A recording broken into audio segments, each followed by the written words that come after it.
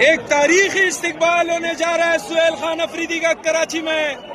खान के टाइगर 9 मई के बाद इस फस्तायत का मुकाबला करके आखिरकार वो मोमेंटम बन चुका है। वजीर आला साहब आ चुके। ये है दफा 804 इस वक्त कराची एयरपोर्ट पे लग चुका है। एक तारीखी इस्तिकबाल होने जा रहा है। हमारे इमरान अहमद खान, इसका उसका उसकी ये सब क्या है? तुम नाम क्यों नहीं लेते?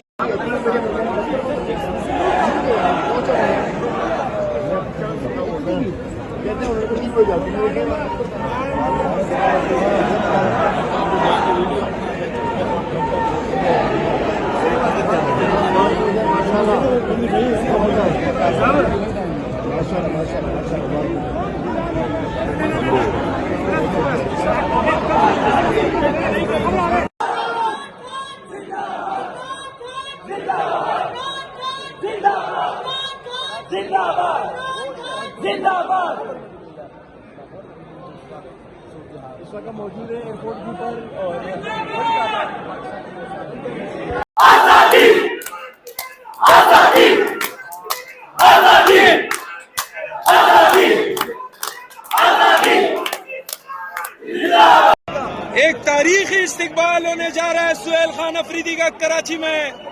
खान के टाइगर 9 मई के बाद इस फस्तायत का मुकाबला करके आखिरकार वो मोमेंटम बन चुका है। वजीर आला साहब आ चुके।